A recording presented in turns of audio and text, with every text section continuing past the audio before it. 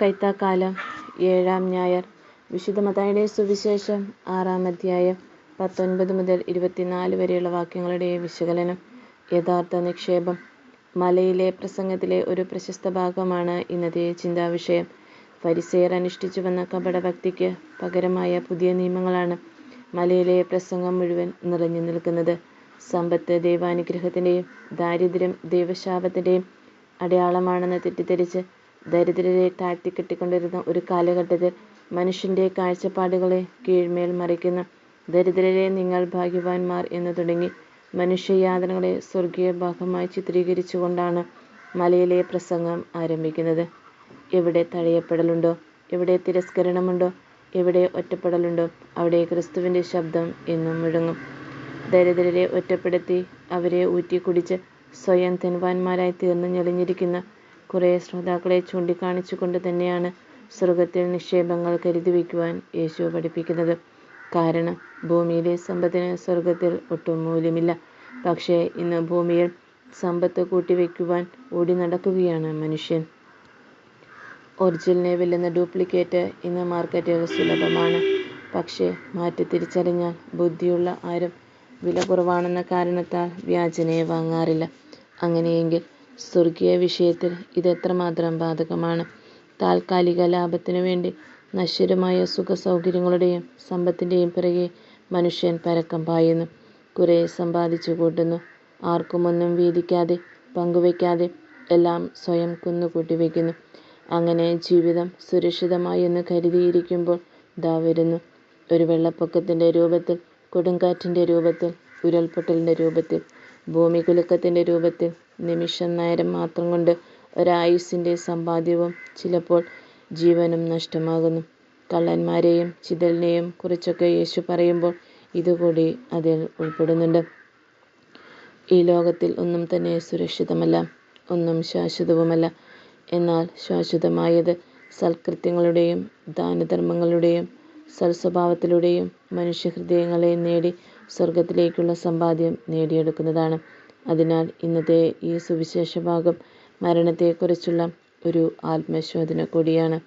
ഈ ലോകത്തിൽ എല്ലാം സമ്പാദിക്കുകയും തിന്നുകുടിച്ച് ഉല്ലസിക്കുകയും ചെയ്യുമ്പോൾ ഒരു കള്ളനെ പോലെ മരണം കടന്നു വരുമെന്ന് ഓർമ്മയുണ്ടാകണം. എല്ലാം സമ്പാദിച്ചു കൂട്ടിയിട്ട് നിന്റെ ആത്മാവ് നഷ്ടപ്പെട്ടാൽ നിനക്കതുകൊണ്ട് എന്ത് പ്രയോജനം എന്ന വചനം കാതിൽ അലയടിച്ചു കൊണ്ടിരിക്കണം. അപരനു വേണ്ടി വ്യയനം ചെയ്യുമ്പോൾ കിട്ടുന്ന ആത്മസന്തോഷം ആർക്കും എടുത്തു മാറ്റാൻ കഴിയുകയില്ല. ഈ ലോകത്തിനു വേണ്ടി ജീവിക്കുന്നവർ മരണത്തെ ഭയപ്പെടുന്നു. മരണം വരുമൊരു നാൾ എന്നോർക്കുകയും നാം ചെയ്തിട്ടുള്ള നന്മ പ്രവൃത്തികൾ മാത്രമേ നമ്മെ പരലോകത്തിലേക്ക് അനുഗമിക്കൂ എന്ന് ഓർമ്മയുള്ളവർ മരണത്തെ പൊറുക്കാൻ സന്തോഷത്തോടെ കാത്തിരിക്കും. കാരണം അത് ദൈവത്തെ അനവരതം കണ്ടുമുട്ടാനുള്ള ഒരു അസുലഭ അവസരമാണെന്ന് അവർക്കറിയാം. എന്നാൽ സുവിശേഷം പറയുന്നു, നിന്റെ നിക്ഷേപം എവിടെയാണെന്ന് ചിന്തിക്കുക.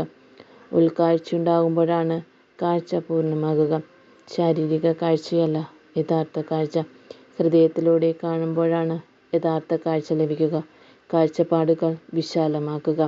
ഫരിസേയർ ബാഹ്യ നിയമങ്ങൾ അനുഷ്ഠിക്കുന്നവരായിരുന്നു, പക്ഷേ ഹൃദയത്തിൽ അന്ധത ബാധിച്ചവരായിരുന്നു. തങ്ങളെ തന്നെ ന്യായീകരിക്കുകയും മറ്റുള്ളവരിലൊക്കെ കുറവുകൾ കണ്ടെത്തുകയും ചെയ്യുന്ന ദോഷൈകതൃക്കളായിരുന്നു. ദോഷൈകതൃക്കൾ മനോരോഗികളുടെ വിഭാഗത്തിൽപ്പെട്ടവരാണ്. മനുഷ്യരിൽ വിഷവിത്തുപ്പാകുന്ന സാത്താനാണ് അവരിൽ പ്രവർത്തിക്കുന്നത്. അവർ ചെല്ലുന്ന ഇടം മുഴുവൻ നഗരമായി തീരും. ആട്ടിൻ തോലണിഞ്ഞ ചെന്നായ്ക്കൂട്ടമാണവർ. അവരുള്ള ഇടം മുഴുവൻ നെഗറ്റീവ് എനർജി കൊണ്ട് നിറഞ്ഞിരിക്കും. ഒരു കഥ കേട്ടിട്ടുണ്ട്.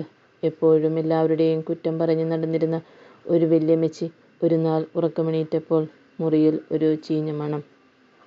തിരഞ്ഞു ചെന്നപ്പോൾ ദാ കിടക്കുന്നു ചീഞ്ഞളിഞ്ഞ ഒരു എലി. വല്യമ്മച്ചി അതിനെ തൂക്കി അയൽപക്കത്ത് കൊണ്ടുപോയി. അവിടെയും നാറ്റിച്ചു. തൃപ്തി വരാതെ അതിനെ പാക്കാക്കി കെട്ടിച്ചു വിട്ട മകൾക്ക് അയച്ചു കൊടുത്തപ്പോൾ ഒരാത്മസംതൃപ്തിയായി. മനുഷ്യരുടെ ചീഞ്ഞു നാറിയ കഥകൾ ആവശ്യത്തിനും അനാവശ്യത്തിനും ലോകം മുഴുവൻ പറഞ്ഞു പരത്തുന്ന മനുഷ്യരുടെ പ്രതിനിധിയാണവൾ. ഒരു തരം മനോരോഗി. കാറ്റിൽ പരത്തിയ പഞ്ഞി തിരിച്ചു പിടിക്കാൻ കഴിയാത്തതുപോലെ അത് അന്തരീക്ഷത്തിൽ പാറി നടക്കും.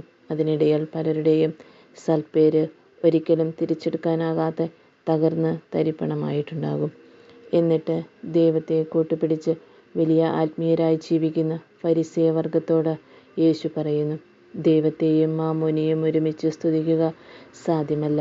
കാമ്പില്ലാത്ത ഭക്തി, ചൈതന്യം തൊട്ടു തീണ്ടാത്ത ഭക്തി അവരുടെ കച്ചവടച്ചരക്കു മാത്രം. ദൈവത്തെ വിറ്റ് സ്വന്തം കീശ നിറയ്ക്കുന്ന ഇത്തരം കപടഭക്തരെ ചുറ്റും നോക്കിയാൽ ധാരാളം കാണാം. അഗ്രാസനത്തിൽ കയറി നിന്ന് മറ്റുള്ളവരുടെ മാനത്തിനും വ്യക്തിത്വത്തിനും വില പറയുന്ന അന്നത്തെ ഫരിസേയ കാലഘട്ടത്തിലൂടെ തന്നെയാണ് സഭ ഇന്നും കടന്നു പോകുന്നത്. മാമോനെ ദൂരെ എറിഞ്ഞ് കളയാതെ ദൈവത്തിങ്കിലേക്കുള്ള തിരിച്ചുവരവ് അസാധ്യം തന്നെ.